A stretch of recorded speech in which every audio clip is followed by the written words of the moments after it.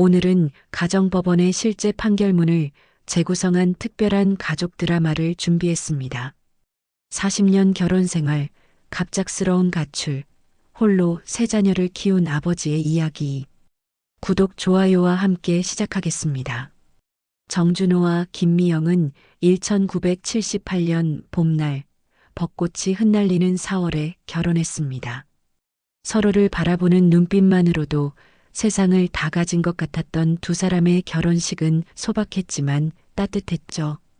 미영은 하얀 웨딩드레스를 입고 환하게 웃었고, 준호는 까만 턱시도를 입고 긴장한 표정으로 미영의 손을 꼭 잡았습니다.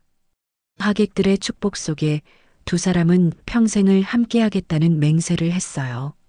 언제나 당신을 사랑하고 존중하며 평생 곁에 있을게요. 준호가 떨리는 목소리로 말했습니다. 미영은 눈물을 글썽이며 고개를 끄덕였죠.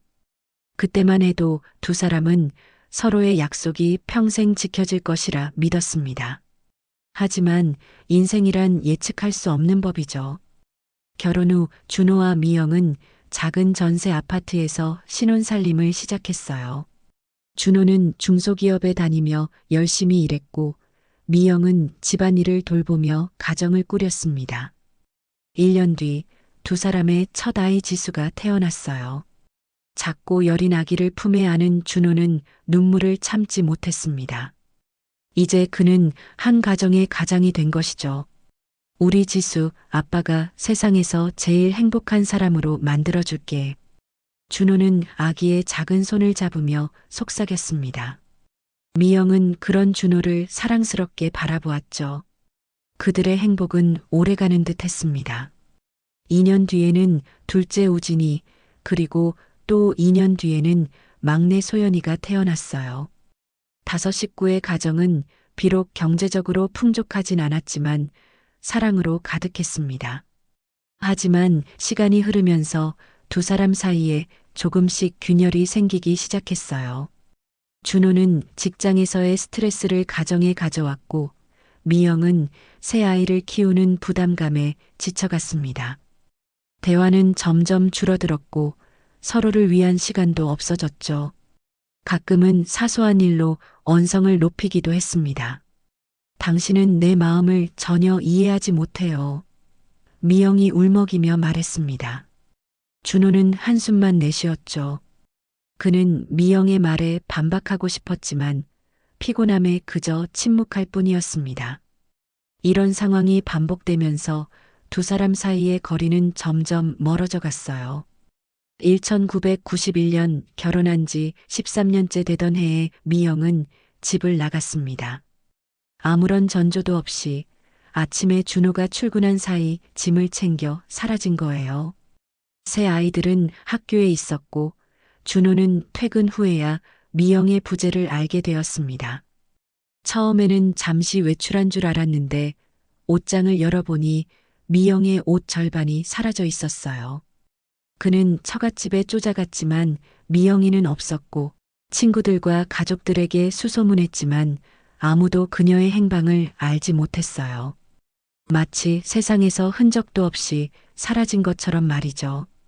미영의 갑작스러운 가출로 준호의 삶은 송두리째 뒤흔들렸습니다. 그는 회사에 일주일간 휴가를 내고 미영을 찾아 헤맸어요.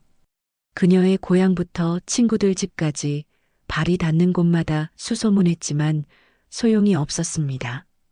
경찰에 실종 신고를 했지만 성인의 자발적 가출이라는 이유로 적극적인 수사는 이루어지지 않았어요. 아빠, 엄마는 언제 와요?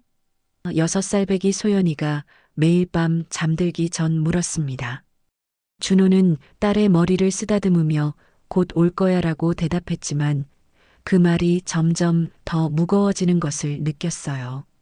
10살 우진이와 12살 지수는 조금 더 현실을 이해하는 나이였기에 더욱 혼란스러워했습니다. 엄마가 우리를 안 좋아해서 도망간 거예요? 우진이가 어느 날 저녁 눈물을 글썽이며 물었어요. 준호는 가슴이 찢어지는 듯 했습니다. 아니야, 절대 그런 게 아니야. 엄마는 우리 모두를 사랑해. 그냥 지금은 어딘가에서 혼자만의 시간이 필요한 거야. 준호는 최대한 담담하게 대답했지만 아이들의 눈에서 슬픔이 사라지지 않았어요. 학교 선생님들에게 가정 상황을 설명하고 아이들의 심리 상태를 주의 깊게 살펴봐 달라고 부탁했습니다. 퇴근 시간을 조정해 최대한 일찍 집에 돌아와 아이들과 시간을 보내려 노력했어요. 요리도 서툴렀지만 인터넷 레시피를 보며 아이들 밥을 해주었습니다. 빨래며 청소며 모든 집안일을 도맡아 하느라 잠자는 시간도 부족했죠. 준호 씨 괜찮아요? 얼굴이 많이 상해 보여요. 회사 동료들이 걱정스럽게 물었습니다. 준호는 그저 미소로 웃어넘겼어요. 자신의 힘든 상황을 드러내기보다는 최대한 평범한 척하고 싶었거든요. 하지만 밤이 되면 혼자 눈물을 훔치곤 했습니다. 미영이 떠난 빈자리가 너무 크게 느껴졌어요. 그렇게 6개월이 지났을 때 기적처럼 미영이 돌아왔습니다. 어느 날 저녁 준호가 아이들과 저녁 식사를 하고 있을 때 현관문이 열리더니 미영이 들어온 거예요. 모두가 놀라서 말을 잇지 못했습니다.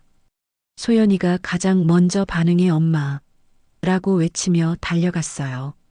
미영은 소연이를 안아들며 눈물을 흘렸습니다.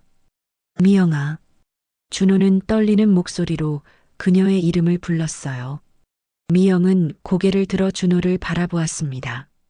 그 눈빛에는 죄책감과 슬픔, 그리고 무언가 다른 감정이 복잡하게 얽혀 있었어요. 미안해요. 그녀가 작게 말했습니다.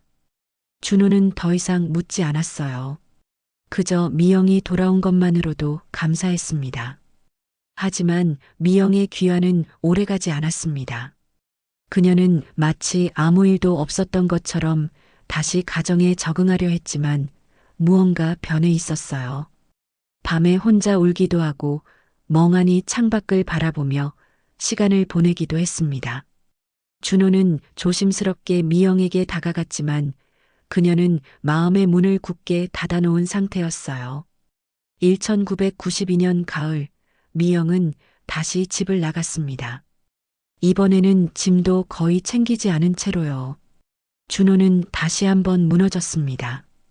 이번에는 미영이 돌아올 것이라는 희망조차 품기 어려웠어요. 그녀의 표정에서 이미 작별을 예감했기 때문이죠.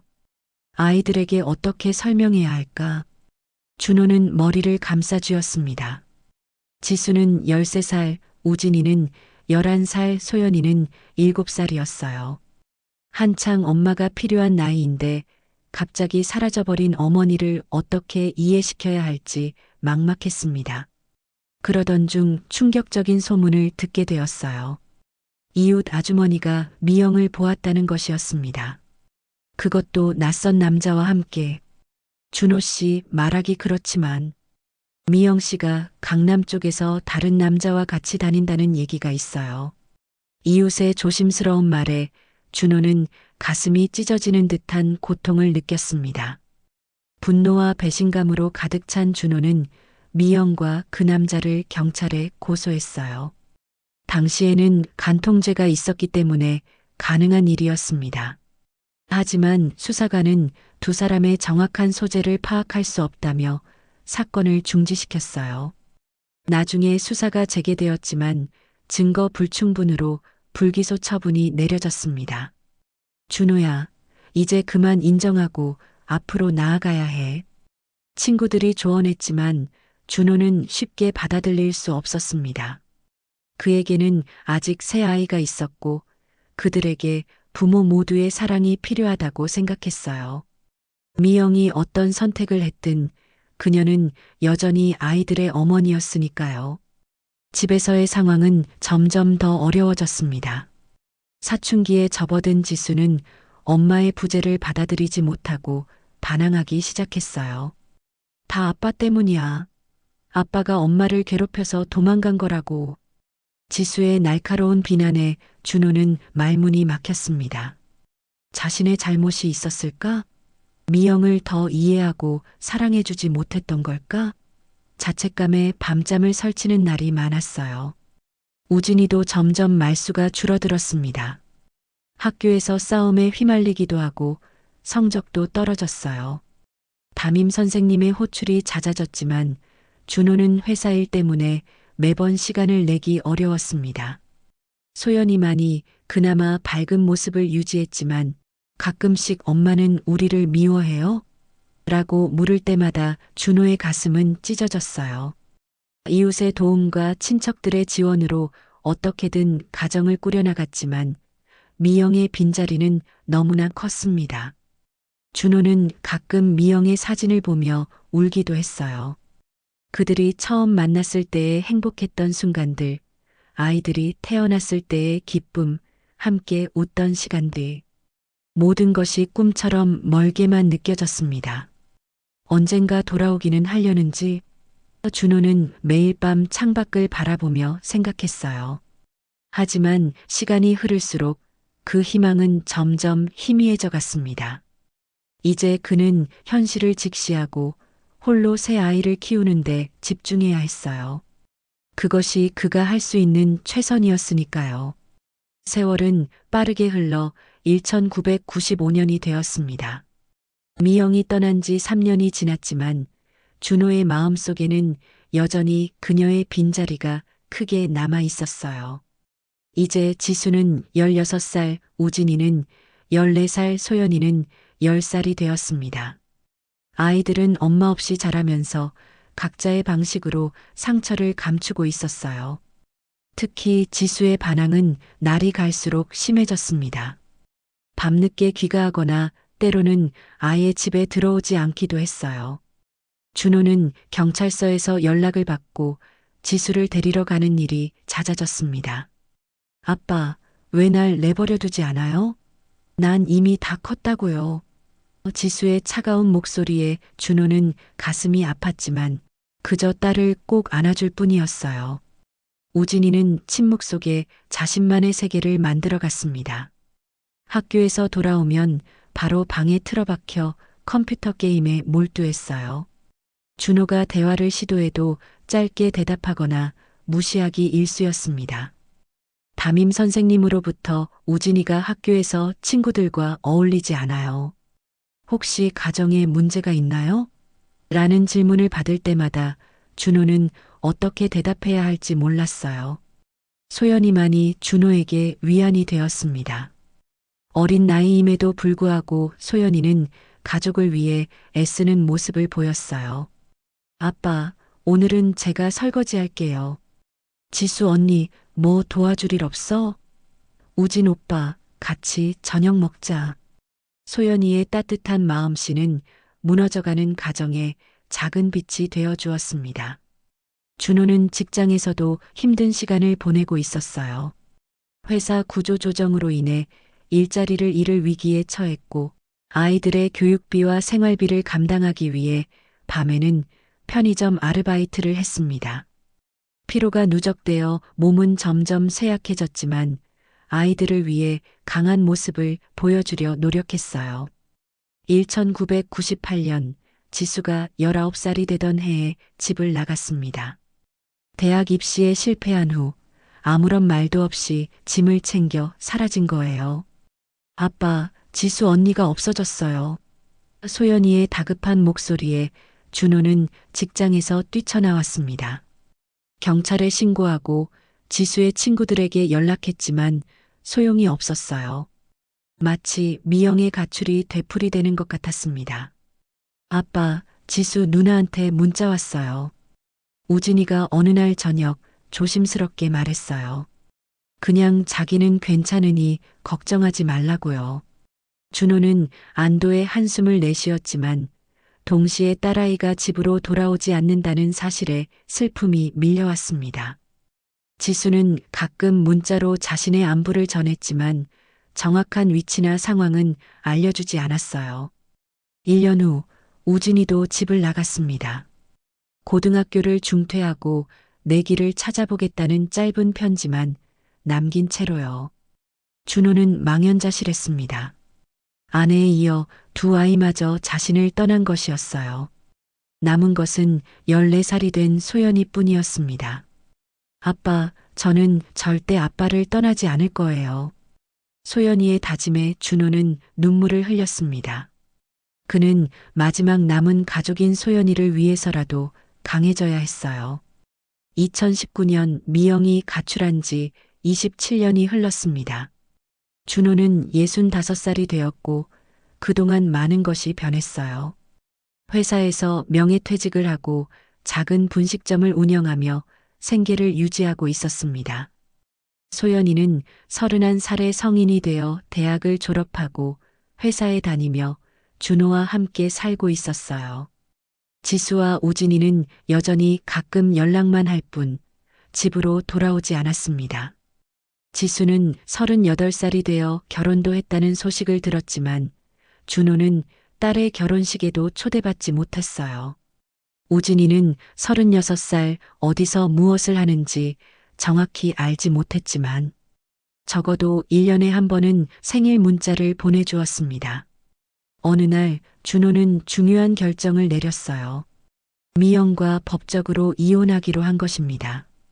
27년간의 별거 끝에 이제는 마지막 정리를 할 때가 되었다고 생각했습니다. 아빠, 정말 괜찮으세요? 소연이가 걱정스럽게 물었어요. 준호는 미소를 지으며 고개를 끄덕였습니다. 이제는 해야 할 시간이 됐어. 너무 오래 미루었던 거야. 준호는 변호사를 찾아갔고 미영의 주소지를 수소문하기 시작했습니다. 놀랍게도 미영은 그다지 멀지 않은 곳에 살고 있었어요. 서울 강남구의 한 아파트 단지였습니다. 준호는 가슴이 뛰었습니다. 27년 만에 다시 미영을 마주하게 될 것이라는 생각에 복잡한 감정이 밀려왔어요. 이혼 소장이 미영에게 전달되었고 첫 재판일이 잡혔습니다. 준호는 위자료로 5천만 원을 청구했어요. 그것은 단순히 돈의 문제가 아니라 미영이 가족에게 준 상처에 대한 책임을 법적으로 인정받고 싶었기 때문이었습니다. 재판일, 준호는 긴장된 마음으로 법원에 도착했어요. 소연이가 함께 가겠다고 했지만 준호는 혼자 가기로 했습니다. 이것은 그와 미영 사이의 마지막 문제였으니까요. 법정에 들어서자 맞은편에 미영이 앉아 있었습니다. 27년의 세월이 흘렀지만 준호는 즉시 그녀를 알아보았어요. 미영의 머리카락은 회색으로 변해 있었고 얼굴에는 주름이 생겼지만 여전히 그 눈빛만은 예전과 같았습니다. 미영과 눈이 마주쳤을 때 준호는 가슴이 아팠어요. 한때 그토록 사랑했던 사람이 이제는 낯선 이가 되어 있었으니까요. 미영은 준호를 보자마자 시선을 피했습니다. 그녀의 옆에는 변호사가 앉아 있었어요. 재판이 시작되었고 준호는 자신의 주장을 담담하게 이야기했습니다. 미영의 갑작스러운 가출, 홀로 새 아이를 키우며 겪은 어려움, 아이들이 어머니의 부재로 인해 겪은 정신적 상처들을 하나하나 설명했어요. 아내의 가출로 인해 우리 가족은 파탄났습니다. 특히 자녀들이 어머니의 사랑 없이 자라면서 많은 상처를 받았고 그 결과 2명의 자녀는 가출하여 지금까지 가족과 단절된 채 살고 있습니다. 준호의 이야기가 끝나자 이번에는 미영의 차례였어요. 그녀는 떨리는 목소리로 말했습니다. 저는 남편의 폭언과 폭행을 견디다 못해 집을 나올 수밖에 없었습니다. 아이들에게는 미안하지만 저 역시 희생자였습니다. 미영의 말에 준호는 충격을 받았어요. 자신이 폭행을 했다고? 그런 일은 없었습니다. 언성을 높인 적은 있어도 폭력을 행사한 적은 단 한 번도 없었어요. 2번째 재판일, 준호는 더욱 결연한 표정으로 법정에 섰습니다. 미영의 거짓 주장에 대응하기 위해 그는 여러 증거들을 준비했어요. 아이들의 학교 선생님들로부터 받은 편지, 이웃들의 증언서, 그리고 미영이 떠난 후 준호가 아이들을 위해 노력했던 기록들이었습니다. 저는 아내에게 폭력을 행사한 적이 없습니다. 가끔 언성이 높아진 적은 있지만 그것이 가출의 이유가 될 수는 없습니다. 준호는 차분하게 말했어요. 더욱이 피고는 집을 나간 후에도 아이들에게 연락하지 않았고 양육비도 한 번도 지급하지 않았습니다. 자녀들이 성인이 된 지금까지도 어머니로서의 역할을 방기했습니다. 미영의 변호사는 준호의 주장을 반박하려 했습니다. 의뢰인은 심리적 학대와 언어 폭력에 시달렸고 그로 인해 우울증을 앓게 되었습니다. 생존을 위해 가정을 떠날 수밖에 없었던 것입니다. 하지만 그들이 제시한 증거는 미영의 진술 외에는 없었어요. 병원 진료 기록도 당시의 상황을 증명할 목격자도 없었습니다. 재판 과정에서 준호는 미영의 눈빛을 자주 마주쳤어요. 그녀의 눈에는 복잡한 감정이 담겨 있었습니다. 미움인지 후회인지 아니면 그저 무관심인지. 준호는 한때 그토록 잘 알았던 그 눈빛을 이제는 전혀 읽을 수 없었습니다. 27년의 세월이 그들 사이에 넘을 수 없는 강을 만들어 놓은 것 같았어요.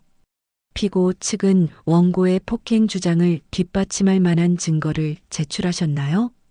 판사가 미영의 변호사에게 물었습니다. 변호사는 몇 장의 사진과 미영의 일기장 몇 페이지를 제출했어요. 하지만 그것들은 미영의 주장을 확실히 입증하기에는 부족해 보였습니다. 사진은 오래되어 선명하지 않았고 일기장의 내용도 구체적이지 않았어요. 피고인 김미영 씨, 가출 당시 경찰이나 상담소에 도움을 요청한 적이 있으신가요? 판사가 직접 미영에게 물었습니다. 미영은 고개를 가로저었어요. 없습니다.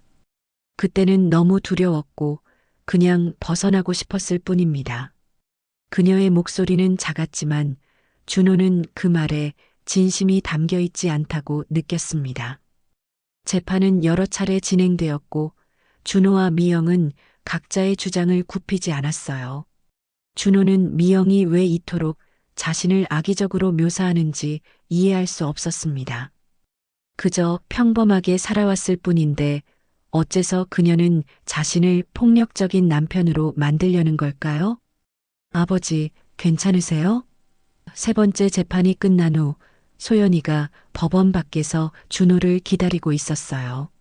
준호는 지친 표정으로 고개를 끄덕였습니다. 괜찮아. 그냥 오래 걸리는 것 같아서 힘들 뿐이야. 소연이는 아버지의 팔을 잡아주었어요.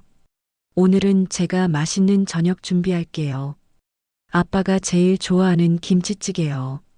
집으로 돌아가는 길, 준호는 문득 지수와 우진이 생각이 났습니다. 그들도 이 소식을 들었을까? 어머니와 아버지의 법적 이혼 소송이 진행 중이라는 것을. 아이들에게 연락해 볼까 고민했지만 결국 그만두었어요. 지수는 가끔 소연이에게 연락하긴 했지만 준호에게는 여전히 냉담했고 우진이는 연락처조차 자주 바꿔 현재 번호도 알 수 없었습니다.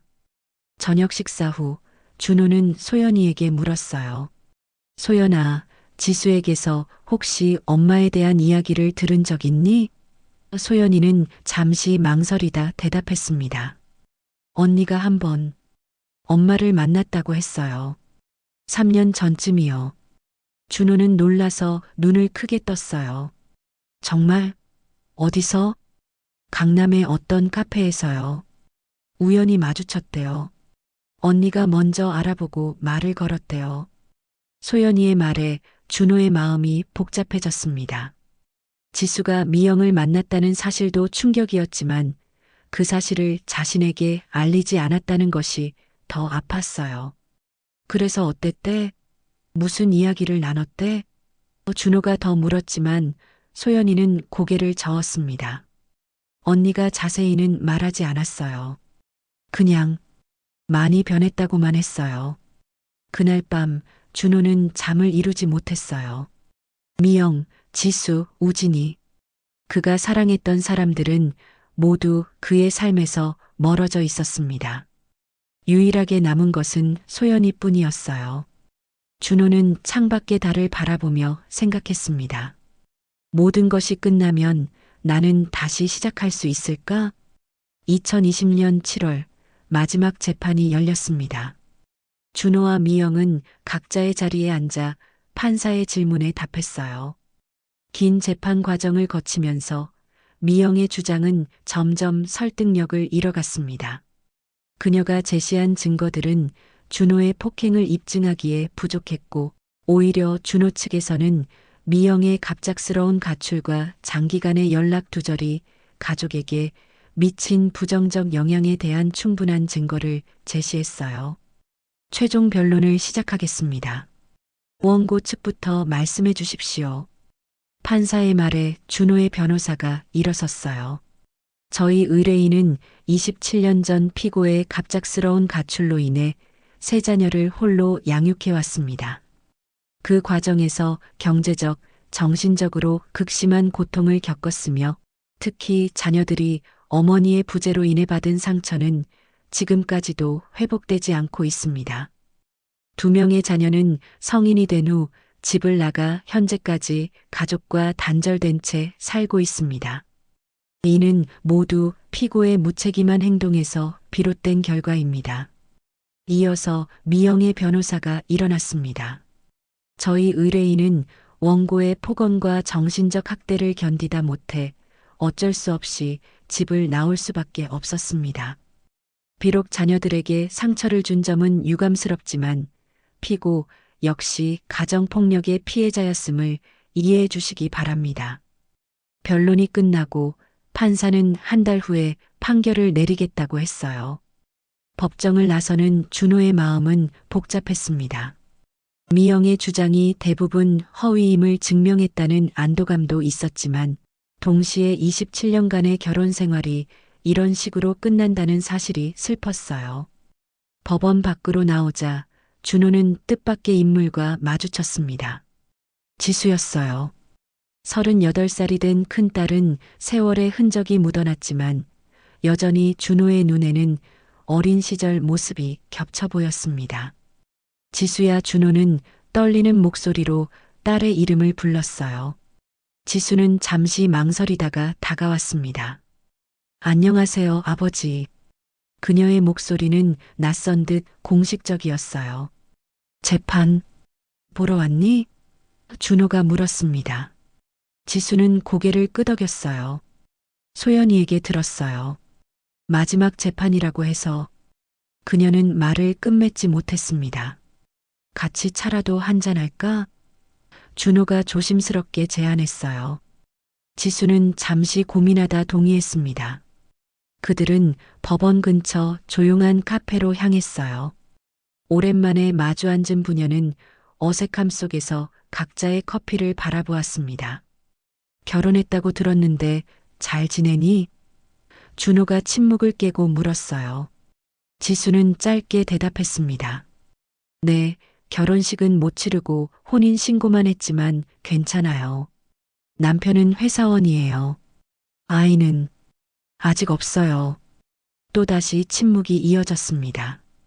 준호는 딸의 결혼식도 치르지 사실에 마음이 아팠지만 지금은 그것을 언급할 때가 아니었어요. 우진이는 연락해? 준호가 다시 물었습니다. 지수는 고개를 끄덕였어요. 가끔요. 부산에서 살고 있어요. 작은 카페를 운영한대요. 준호는 그 사실을 몰랐습니다. 아들이 자신의 꿈을 찾아 카페 사장이 되었다는 소식은 처음 듣는 거예요. 그렇구나. 잘된 일이네. 준호는 미소를 지으려 했지만 눈물이 차올라 목소리가 떨렸습니다. 지수는 아버지의 모습에 잠시 당황한 듯 했어요. 그녀는 가방에서 휴지를 꺼내 준호에게 건넸습니다. 아버지, 저희가 많이 힘들게 해드렸죠? 지수의 목소리에는 처음으로 감정이 묻어났어요. 준호는 고개를 저었습니다. 아니야. 아빠가 부족했던 거야. 엄마도 없이 너희를 제대로 돌보지 못해서. 법원의 판결이 내려진 날, 준호는 소연이와 함께 법정에 섰습니다. 놀랍게도 지수도 함께 자리했어요. 미영은 변호사와 함께 맞은편에 앉아 있었습니다. 그녀는 준호와 지수를 보고 잠시 놀란 듯 했지만 이내 고개를 숙였어요. 모두 일어서 주십시오. 법원 직원의 안내에 따라 모든 사람이 자리에서 일어났습니다. 판사가 입장하고 판결문을 읽기 시작했어요. 본 재판부는 원고 이정준과 피고 김미영의 이혼 소송에 대해 다음과 같이 판결합니다. 첫째, 원고와 피고는 이혼한다. 준호의 가슴이 먹먹해졌습니다. 42년 전 벚꽃이 흩날리던 날 미영과 나눈 영원한 사랑의 맹세가 이렇게 끝나는군요. 한편으로는 마침내 법적으로도 자유를 얻게 되어 안도감이 들었지만 다른 한편으로는 긴 세월 동안 품어온 미련과 아쉬움이 마음 한구석을 무겁게 짓눌렀어요. 둘째, 피고는 원고에게 위자료로 1,000만 원과 이에 대한 2019년 12월 7일부터 2020년 8월 11일까지는 연 5%, 그 다음 날부터 다 갚는 날까지는 연 12%의 각 비율로 계산한 돈을 지급하라. 준호가 청구한 5천만 원 중 1,000만 원만 인정된 것이었습니다. 하지만 그는 금액보다 법원이 미영의 잘못을 인정했다는 사실에 의미를 두었어요. 이것은 돈의 문제가 아니라 27년간 그와 아이들이 겪어온 고통에 대한 법적 인정이었으니까요. 셋째, 원고의 나머지 위자료 청구와 피고의 반소 이혼 및 위자료 청구를 모두 기각한다. 미영의 주장이 모두 기각된 것이었습니다. 그녀는 자리에서 일어나 법정을 빠르게 나갔어요. 마지막까지 준호와 눈을 마주치지 않았습니다. 그녀의 모습이 법정 문을 나서며 사라지자 준호는 마치 삶의 한 장이 완전히 닫히는 느낌이 들었어요. 준호와 지수, 소연이는 함께 법원을 나섰습니다. 밖은 맑은 하늘이 펼쳐져 있었어요. 아버지, 이제 어떻게 하실 건가요? 지수가 조심스럽게 물었습니다. 준호는 잠시 생각에 잠겼다가 미소를 지었어요. 글쎄, 우선은 분식집 계속 운영하면서 평범하게 살아갈 생각이야. 너희들은? 지수는 잠시 망설이다가 말했습니다. 저, 다음 주에 남편과 함께 아버지 집에 방문해도 될까요? 오랜만에 가족 식사라도 하고 싶어서요. 준호의 눈에 눈물이 고였어요. 오랫동안 기다려온 순간이었습니다. 그럼 언제든 환영이야. 우진이에게도 연락해 볼까? 지수는 미소 지었습니다. 제가 한번 설득해 볼게요. 시간이 좀 걸릴지도 모르지만. 소연이가 기쁜 표정으로 끼어들었어요. 우와, 정말 오랜만에 가족이 모이겠네요. 제가 맛있는 요리 많이 준비할게요. 그들은 함께 걸으며 이야기를 나눴습니다. 준호는 문득 생각했어요. 비록 미영은 그들의 삶에서 사라졌지만 아직 희망은 남아 있었습니다. 지수가 돌아왔고 언젠가 우진이도 돌아올 수 있을 거예요. 완전한 가족은 아니지만 그래도 그들은 서로를 가지고 있었습니다. 한 달 후 준호의 작은 집에는 오랜만에 웃음소리가 가득했어요.